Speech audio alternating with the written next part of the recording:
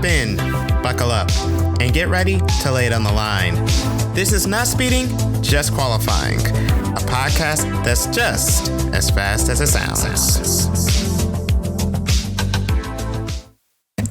What's up, family? Welcome to another episode of the Not Speeding, Just Qualifying podcast. I'm your host, David Lawrence. Thank you for putting me in your ears today. I greatly appreciate it. Before we get started, just a reminder, we are on YouTube Music. Like and subscribe. Tell your friends if you like the podcast to go ahead and join us as well. We're also on YouTube. We got our channel. Go ahead and subscribe. And we're also on X and Instagram. Follow us at the handle NSJQ Podcast. We'll have plenty more stuff to come on those channels as well in the coming weeks. For the last 2 weeks, I've been bringing you driver interviews, media member interviews, crew members. I even found President John Doonan and a car owner or two. But today, you guys are going to hear directly from me. Over the course of race day, I did a 5-part audio diary on my race day experience of the Rolex 24. And today, I want to share that with you guys. Just a little bit of a fan's perspective in case you want to come to the Rolex in the future. Or maybe if you're hearing this and you have a similar experience yourself, I would love to hear about it. Feel free to leave a comment if you like. So without further ado, we're going to jump right into it. My 5-part audio diary from the 63rd running of the Rolex 24. For the sake of time, I will let all 5 parts play back to back with no interruptions. I hope you all enjoy it. Everybody, David Lawrence. It is Saturday, 1:35 p.m. We are on the first of 2 pace laps. I'm at the top of the UNOH fan zone, just atop the garages. When I say this place is absolutely packed to the raptures, it is up here. There's people all over the place. There's the grandstands in the infield, roll course section, absolutely packed. You're here in the background, the cars doing their first parade lap as they get ready. I think next time they'll go green. But basically in this episode, we're gonna do my podcast today. We're gonna do updates every 6 hours all the way up to the checkered flag 1:40 Sunday afternoon. I'll give you the updates, who's leading whom, who's leading where. But let me tell you something. This race has not seen this kind of momentum in a long time. I'm telling you, when I say this race is growing by leaps and bounds every single year, this is exactly what we mean. Every year, it gets so hyped, so packed, like there's less and less space. Each of the 4 years I've been here, I cannot begin to say, year 1 when I came up here, I had a little space to move. But this year, this is my 4th Rolex, and I have to say, it is absolutely packed up here to places like you darn near can't even find a place. And if you didn't get in a place in time to get the start, you're in tough luck. Good news is there's plenty of grandstand seats, but if you're on the infield side, it's going to be really tough to get a seat because there's a lot of fans.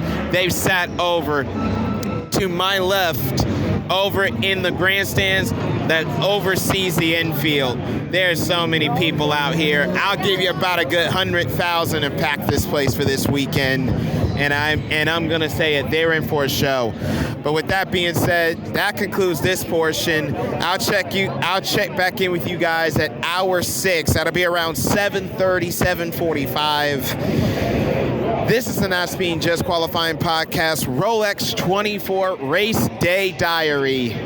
It's about to get on. Let's hope it's a great one. Hey family, David live on location at Daytona for the Rolex 24 at Daytona. This is Not Speeding, Just Qualifying. It is 8 o'clock on Saturday night. We have just crossed the 1/4 mark. Quick update on how the racing is going. At 6 hours, it is Acura Meyershank Racing, the number 60, leading the race outright over with LMP2 being led by the PR1 Mathesian team, number 52. GTD Pros led by Paul Miller, BMW number 48. And then the GTD class is led by the Inception Ferrari. Race across the core of the mark at 740. I'm currently just outside the track. Just got me a nice little bite to eat. But the first 6 hours kind of flew pretty well. There was only a couple of yellows. However, I've left the track, and unfortunately, the restaurant I decided to go to, they do not have streaming capabilities. So after 6:30, I've been in the dark. But I actually have had some good combos while I was in there. And shout out to vegan barbecue joints. Thank you guys for vegan options. Whew. But it was an exciting race, very fast-paced race for the first few hours, and I'm not gonna lie, for the up until sunset, this race looked like it was on race record pace, and it looked like we might actually hit that 3,000 mile barrier, never before hitting the Rolex 24. But we are still in early days. We will see what else comes through. But for right now, we're a quarter of the way home, 6 hours old. I'm here all night. I'm actually heading to my car right now, across the street from the Speedway at Volusia Mall. I'm about to grab my throwers, my pillow, and we gonna have us a good old time tonight. Especially out in the kink. I think I'm gonna lay up there like my pillow. I'm gonna lay out there and take a couple of naps. But yep. I'm out here living the dream, guys, having a lot of fun. Well, that's it for me for right now. I will talk to y'all at about 1:45 when the race is halfway home. This is not speeding, just qualifying. Talk to you later. Good morning, everybody. It is 2:30 a.m. The race is almost at the end of its 13th hour. And boy, this race has seen a little bit of everything. Sorry, I'm a little bit late. I actually did try to get me a little bit of shut-eye around midnight. I got me about maybe an hour in the infield. I've made my way to the main grandstand here, just past start-finish. And these cars are going just as rapid at hour 13 as they are at hour 1 out here. Right now it's a battle between the Acura number 60, the Meyer-Shank car, Tommy Blomqvist, Colin Braun, giving the Penske Porsches one hell of a battle. Literally, as I say that, they just completed lap number 410 of this Rolex 24. So it's Acura versus Penske and that might be the battle that goes down to the wire here at Daytona as we're heading to the end of hour number 13. One big aspect of this I gotta bring up to you. During the 8th hour of the race, Big Wreck took out the number 40 Cadillac and a few other cars, including the number 2 for United Autosports, the number 9 Lamborghini for Path Motorsports. James Hinchcliffe fans, unfortunately, that was your car. He's done for the, to my knowledge, they're done for the day. Some cars like the 48 Paul Miller BMW, the 73 Pratt & Miller car. So Pietro Fittipaldi fans, good news, that car was able to get repaired. They're still in the running, but they are definitely several laps down. Some of the GTP cars have also experienced issues. The number 31 had a lengthy stop. They're now well behind the pace. Also, the number 5 Proton Porsche that has had their issues as well, and they're a little bit further back behind the pace. But right now, as 2:30 in the morning, it's the number 60 Meyer-Shank Acura leading overall in LMP2. AF Corsa leads with their number 88. In GTD Pro, trying to see if I can get a computer screen to look at. All I have is the big board. But thanks to all the retirements, the GTD cars, they're moving up in the chain at the halfway mark, and I think it's still like this. It's the number 1 Paul Miller BMW over Rexy, the number 77 Porsche, and Rexy had quite the scare because Rexy was believed to have been damaged. They were involved, but they were believed to have been damaged in that huge incident earlier, that big 6-car incident that took all those contenders out. And in GT Daytona,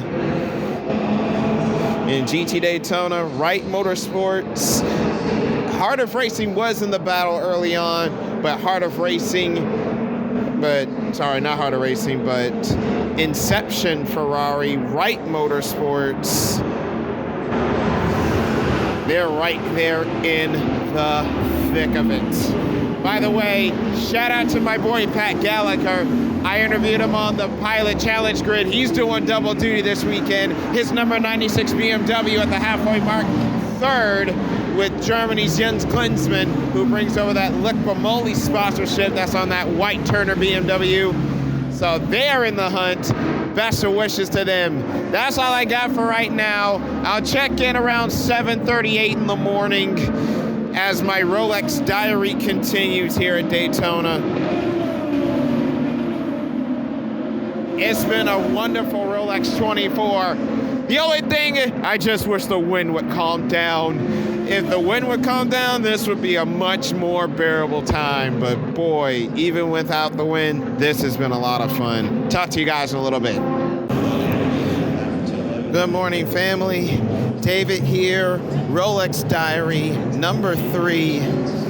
It is 8:15 a.m. Sunday morning. We have survived the longest night in racing, and it feels so good.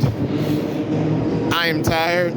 I'm about to go grab me some fruit. I'm gonna go over here to IHOP, grab me some fruit and a hash brown. But this race has been enthralling. We're currently under a yellow flag right now. Colton Herta had a single car wreck at the West Horseshoe, and unfortunately put himself in a wrong place. Had the flat tire. But this race, hopefully it's not going to be a race of self-inflicted wounds. Basically, Porsche's having it their own way right now. They lead GTP, GTD, and GTD Pro. Every class they could possibly lead, they are leading it right now. Well, prior to the pit stop, they were leading just after the 18-hour mark. The Porsche affectionately known as Rexy from AO Racing, they decided to make a pit stop and they sacrificed the lead. Now it's BMW that leads the way for Paul Miller Racing and GTD Pro. But it has been quite a journey for everybody involved so far. And the crazy part is, we're just hitting the home stretch. We still have 5 hours and change to go in this race. And just staying at this track for the sunset, absolutely beautiful. Absolutely beautiful. It's a lot of fun. And everybody at the track, just so awesome. And one of the favorite things about coming to Daytona, you get to meet some people who you interact with on social media. I think I've met about 3-4 people this weekend who I usually interact with on X and Instagram. So for me, that's the equally big thrill. So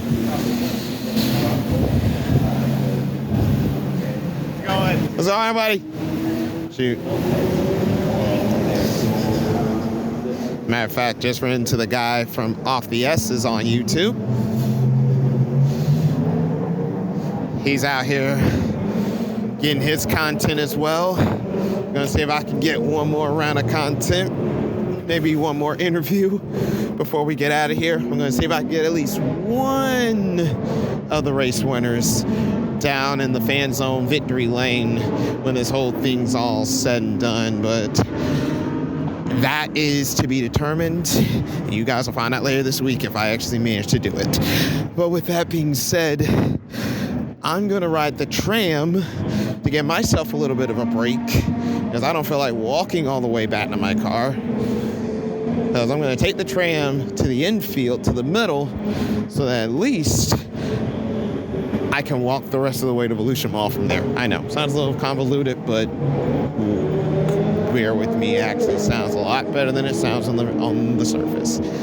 But that's the kind of experience it is here at Daytona.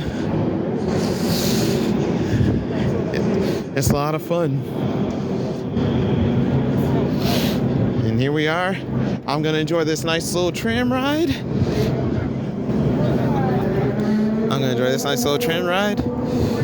And we going to have a good little morning.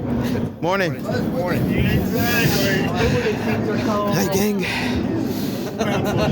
I'll talk to you guys when we're all said and done. Checker flag, 140. 5.5 hours.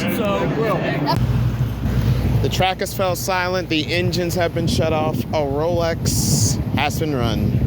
And what a Rolex it was. Congratulations to the 4 winners. Roger Penske and his team have done it again.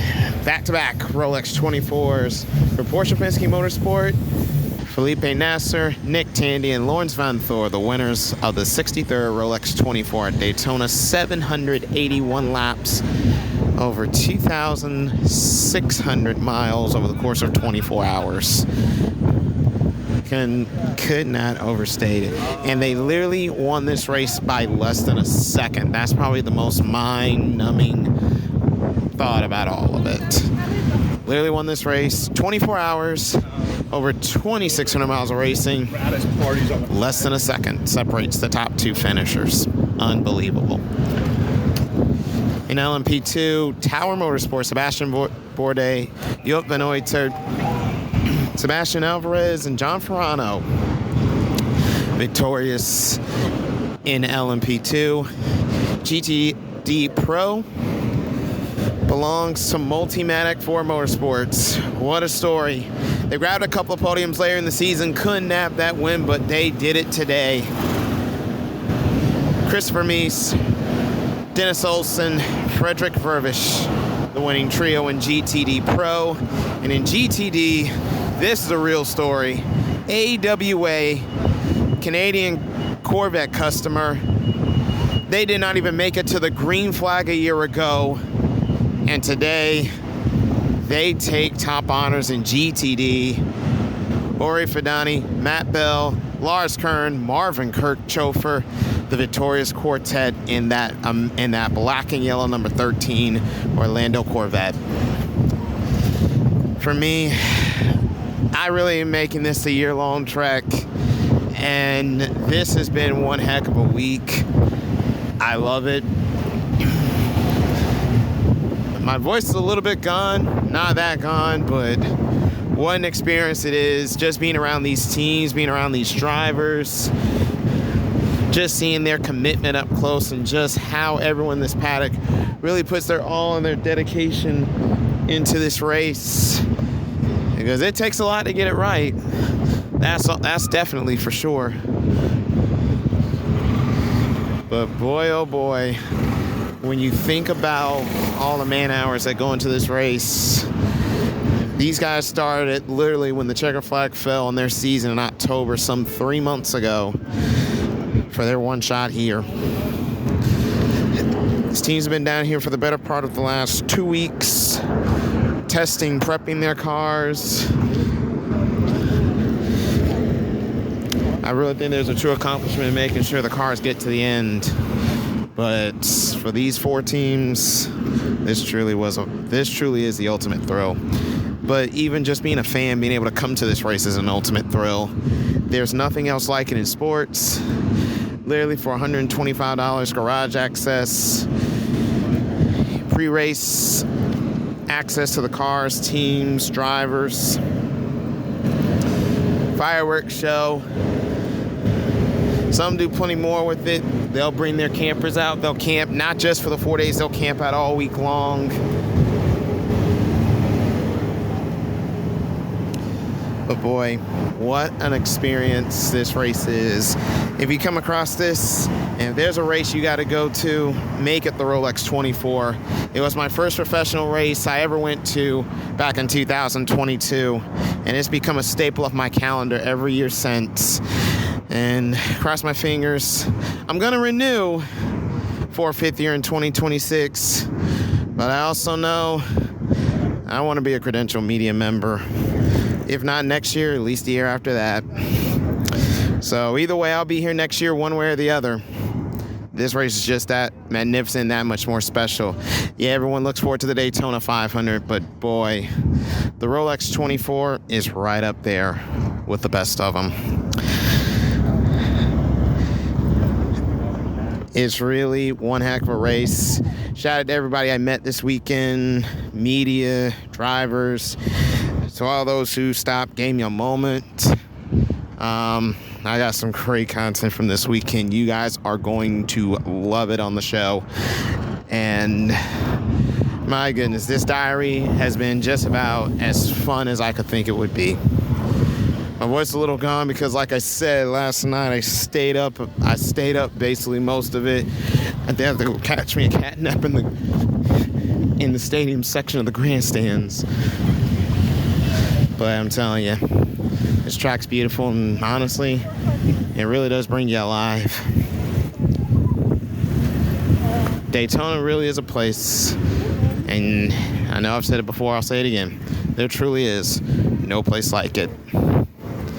They say it's the world center of racing.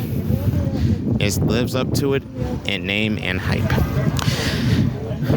Well, guys, that includes my Daytona diary for this 63rd Rolex 24 2025. Hope you guys enjoyed this little diary 4-part special with me. I appreciate you guys listening. See you on the next one. Forgive me for my voice in those audio clips, but I gotta take this time to remind you that once that sun went down, it switched from nice and beautiful to cold and windy real quick. Overnight lows got down to about 44 degrees, and the wind chill took that number into the 30s. So yes, I was having fun. I was having a ball. I was having the time of my life. But boy, that wind really kept coming after us. One last thing of note, you heard me mention the LMP2 winners, Tower Motorsports. Unfortunately, that also has changed. On Wednesday, it was announced that Tower Motorsports fell victim of a technical infraction in post-race inspection. Therefore, they lose their LMP2 victory, and inheriting the victory, the number 22 of United Autosports, the quartet of James Allen, Rasmus Lin, Paul DeResta, and Daniel Goldberg. Well, everybody, that'll do it for today's episode. I hope you guys enjoyed my Rolex audio diary. Hope you guys had as much fun listening to it as I did recording it during the race weekend. I appreciate you guys putting me in your ears for the last 2 weeks as I've gotten this podcast off the ground. And again, I cannot say thank you enough to everyone in the IMSA paddock who saw it not robbery to take a few moments of their time to interview with me for this podcast. It was a thrill of mine to collect it, and I hope you guys enjoyed the end results. I'll be back next week, and starting next week, we'll only do 2 episodes a week. And again, I still haven't necessarily quite figured out if we're going to do like a Monday, Friday, Monday, Thursday, Tuesday, Friday, but I promise you guys will get 2 episodes per week starting next week. Thank you guys so much for joining me. I know today's episode was a little bit longer, but if you guys were with me yesterday's episode was a little bit shorter than normal, so hopefully you guys will be okay with a little bit of a longer episode today. As a reminder, one more time, just in case you forgot over the course of my rambling for 20 minutes plus, we are on YouTube Music. Like, subscribe, and share our podcast there with your friends if you like it. You can also subscribe to our YouTube channel NSJQ Podcast, or simply put, the Not Speeding, Just Qualifying Podcast. We are also on X and IG at the handle NSJQ Podcast. And if you also want to follow me, I'll put my personal social media handles in the description box to this show. Again, thank you guys so much for listening. I'll talk to you all next week. Until then, I'm David Lawrence, reminding you, you're not living life to the fullest until you're going flat out. So long, everyone.